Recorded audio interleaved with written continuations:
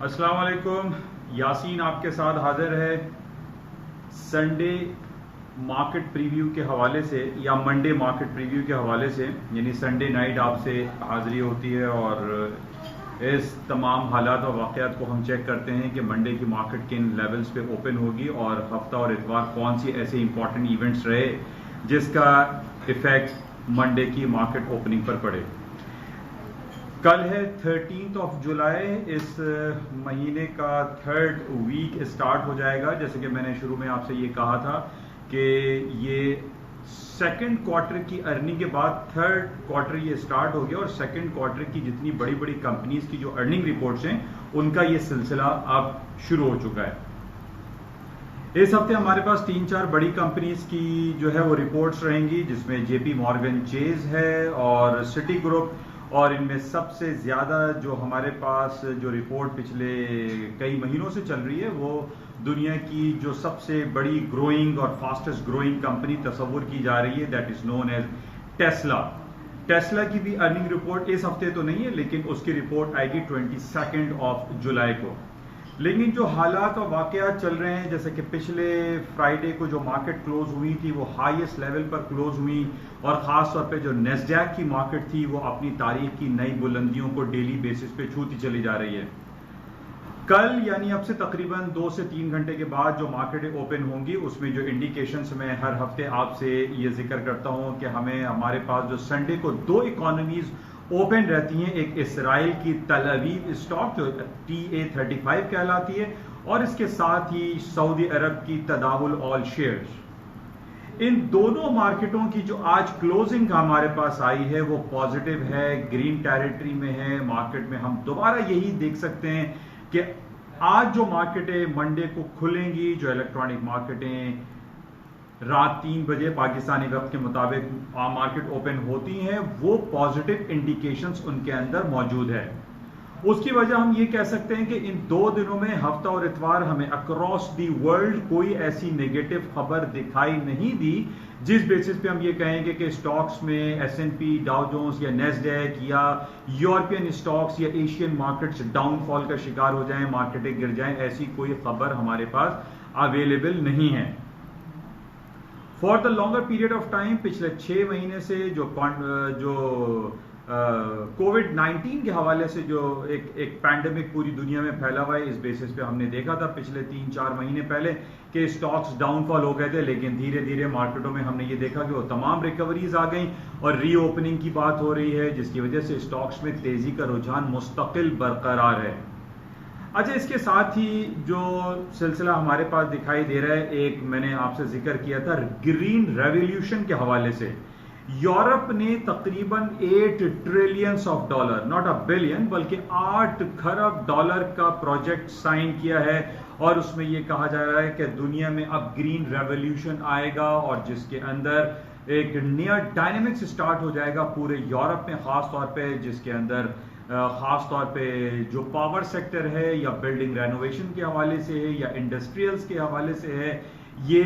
तब्दील करके रख देगा और ये भी एक पॉजिटिव इंडिकेशंस हैं। और अब जबकि पिछले काफी अरसे से हम ये देख रहे हैं कि कोविड-19 के हवाले से billions and trillions of dollar के इकोनॉमिक पैकेजेस अनाउंस किए जा रहे हैं अक्रॉस दी वर्ल्ड, और अब ये एक नया सिलसिला शुरू हो रहा है यूरोप में जिसको ग्रीन रेवोल्यूशन का नाम दिया गया है। और इस हवाले से हम ये कह सकते हैं कि ये पूरी दुनिया की स्टॉक मार्केट के लिए एक नए पोटेंशियलिटी के इंजेक्शन के मुतरादिफ होगा। इन बेसिस पे भी हम ये कह सकते हैं कि स्टॉक्स मार्केटों में तेजी रहेगी। अब से कुछ घंटों के बाद जो मार्केटें खुलेंगी वो पॉजिटिव साइंस शो कर रही हैं। हालांकि इसके अलावा हमारे पास जो डिफरेंट रिपोर्ट्स रहती हैं कि अमेरिका और चाइना के दरमियान जो तिजारती खलफशार है वो सिलसिले अपनी तरफ एक तरफ है, लेकिन उनका जो नेगेटिव इम्प्लीकेशंस है, नेगेटिविटी है, उसका इतना ज्यादा नेगेटिव इम्पैक्ट स्टॉक्स पर नहीं पड़ रहा है। लेकिन इन पूरी स्टॉक मार्केट में अगर हम इसका तज्जिया करें कि कौन से स्टॉक मार्केट, कौन से इंडिविजुअल स्क्रिप्ट सबसे ज्यादा तेजी से बढ़ते चले जा रहे हैं, तो उसमें हम ये देखते हैं कि टेस्ला, जो कि इलेक्ट्रॉनिक गाड़ियां प्रोड्यूस करने वाली दुनिया की फास्टेस्ट ग्रोइंग कंपनी है, जिसके स्टॉक मार्केट अपनी बुलंद तरीन सतहों पर है, तकरीबन $1550 का एक शेयर इस वक्त अवेलेबल है। हालांकि जब ये पैंडेमिक स्टार्ट हुआ तो इसके शेयर्स की वैल्यू $1300-1400 से गिरते गिरते $350 तक आ गई थी पिछले 3 महीने पहले। लेकिन आज हम ये देख रहे हैं कि Tesla one of the leading share है और इसकी वजह से नैस्डैक में भी बहुत तेजी से इजाफा होता चला जा रहा है और इसमें कहीं हमें कोई नेगेटिव खबर दिखाई नहीं दे रही। जिस तरीके से ग्रीन रेवोल्यूशन का सिलसिला यूरोप साइड पे शुरू हुआ है, ये इवन अमेरिका में भी यही सिलसिला शुरू होगा और हम ये देख रहे हैं कि ग्रीन रेवोल्यूशन से पूरी दुनिया की total financial and economic dynamics तब्दील हो जाएगी। बहरहाल ये बड़ी इंपॉर्टेंट खबर है। इसकी इंप्लीकेशंस हम ये तो नहीं कह सकते कि फौरन स्टार्ट हो जाएगी, लेकिन ये $8 ट्रिलियन का प्रोजेक्ट साइन करना, इसको लागू कर देना, ये एक पॉजिटिव खबर है और इस बेसिस पे मार्केटों में एक पॉजिटिविटी का इंजेक्शन लाजमी रहेगा। अच्छा, दूसरी तरफ हम ये देख रहे हैं कि बहुत सारी खबरें पिछले पूरे हफ्ते में चलती रही कि वर्ल्ड हेल्थ ऑर्गेनाइजेशन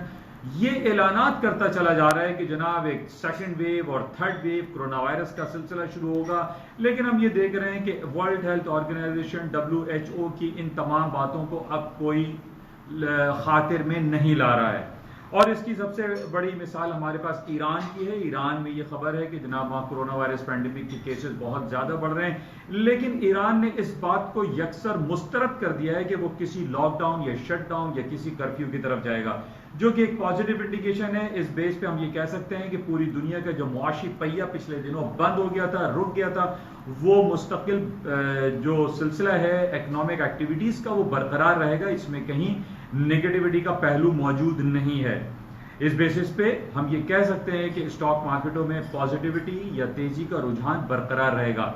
लेकिन जरूरी नहीं है कि मार्केटें एक वन साइड मूव चलती रहें। लेकिन जैसे कि मैंने पहले भी आपसे कहा था कि जब तक हमारे पास कोई टेक्निकल ट्रेंड रिवर्सल वाली सिचुएशन क्रिएट नहीं होती या हमारे पास कोई बहुत बड़ी बैड न्यूज दुनिया में नहीं आ जाती, उस वक्त तक स्टॉक्स में मंदी या डाउनफॉल नहीं आएगा।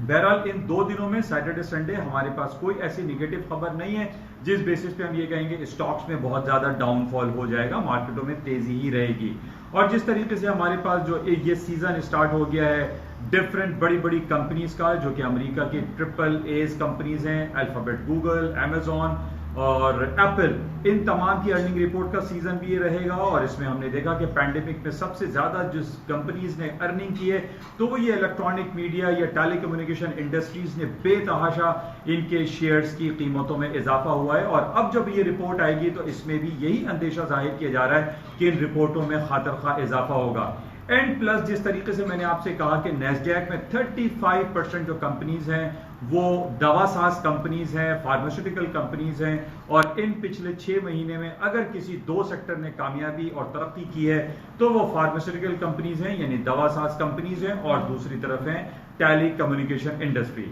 तो इन हवालों से अब जो रिजल्ट आएंगे सेकंड क्वार्टर की अर्निंग की, वो हमें उम्मीदें यही हैं कि वो रिपोर्ट्स खराब नहीं बल्कि अच्छी आएंगी। जिस तरीके से पिछले हफ्ते भी हमने ये देखा था कि अमेरिका की जो डिफरेंट रिपोर्ट्स हमारे पास आ रही थी, यानी जो उनकी पेरोल की रिपोर्ट थी या होम सेल्स की या पेंडिंग होम सेल की, एग्जिस्टिंग होम सेल्स की, वो तमाम पॉजिटिव थी, उसमें कहीं नेगेटिविटी दिखाई हमें नहीं दी। अच्छा, इन बेसिस पे बहुत सारे हलकों से ये बात हो रही है कि जनाब जो ग्रीन रेवोल्यूशन आ रहा है, इन बेसिस पे तेल की कीमतें, क्रूड ऑयल की प्राइसेस डाउन साइड पे चली जाएंगी। लेकिन जैसे कि मैंने अभी थोड़ी देर पहले आपसे ये कहा कि ये ग्रीन रेवोल्यूशन का जो सिलसिला है ये स्टार्ट तो हुआ है, इसका इनिशिएटिव तो लिया है, लेकिन इसमें लगेगा टाइम। तो इस बेसिस पे हम ये फौरन नहीं कह सकते कि तेल की कीमतें वापस डाउन हो जाएंगी, नीचे की तरफ आ जाएंगी, क्योंकि इट विल टेक टाइम। तो तेल की कीमतें जिस तरीके से पिछले हफ्ते भी हमने देखा कि $41 तक मार्केट चली गई, अभी भी यही इंडिकेशंस है कि स्टॉक मार्केटों के तेज होने की वजह से, कोरोना वायरस की पैंडेमिक को मलहूज में ना लाने की वजह से हम देख रहे हैं कि इकोनॉमिक पहिया पूरी दुनिया का जोरों शोर से जारी है, चल रहा है। अब सिर्फ हमारे पास सिर्फ एविएशन सेक्टर है जो अभी जहाज चलना शुरू नहीं हुए। अभी भी 80 to 90% दुनिया की जो सयाहत वाली इंडस्ट्री है वो बहुत जबरदस्त तरीके से डैमेज हुई है, उसको नुकसान हुआ है। लेकिन अब जैसे जैसे हालात बेहतर हो रहे हैं और लोगों को ये समझ में आता चला जा रहा है कि जनाब कोविड-19 या कोरोना वायरस का सिलसिला ये एक कॉन्स्पिरेसी थ्योरी के जरिए चला, जिसकी वजह से हम ये देख रहे हैं कि इसकी बातों को लोग खातिर में नहीं ला रहे और स्टॉक्स में तेजी होती चली जा रही है। अच्छा, इसके साथ ही गोल्ड के हवाले से आज हम बात कर लेते हैं। गोल्ड की मार्केट 1800 के ऊपर ही चल रही है और मैं बहुत अरसे से आपसे यही कहता चला आ रहा हूं कि गोल्ड की मार्केटों में तेजी बरकरार रहेगी। अगर कोई नेगेटिव खबर हमारे पास रही तो पिछले दिनों जैसे मैंने आपसे ये कहा था कि इसराइल के वजीर आजम नेतन्याहू साहब ने ये ऐलान किया था कि 1 जुलाई से वो एनेक्स कर लेंगे, कब्जा कर लेंगे वेस्ट बैंक जो कि फलस्तीन का हिस्सा। ये बड़ी नेगेटिव खबर थी और इस नेगेटिव खबर के ऊपर जो कि ट्रंप साहब का ये पीस प्लान है कि जनाब पूरे अरब कंट्रीज में एक पीस होगा, अमन होगा और वहां पे कोई फसाद या लड़ाई झगड़ा नहीं होगा। लेकिन इस हवाले से फलस्तीन के जो दो ग्रुप हैं जिसको हम हमास और फतह ग्रुप के नाम से जानते हैं, जो कि पिछले 10 साल से दोनों एंटी पार्टी थे, लेकिन अब वो यकजा हो चुके हैं और उन्होंने ये डिक्लेयर्ड वॉर का वर्ड इस्तेमाल किया है कि अगर नेतन्याहू साहब ने वेस्ट बैंक पे कब्जा करने की कोई भी कोशिश की तो it will be a declared war. और इस बेसिस पे हम ये देख रहे हैं कि गोल्ड की कीमतों में इजाफा मुस्तकिल बरकरार है।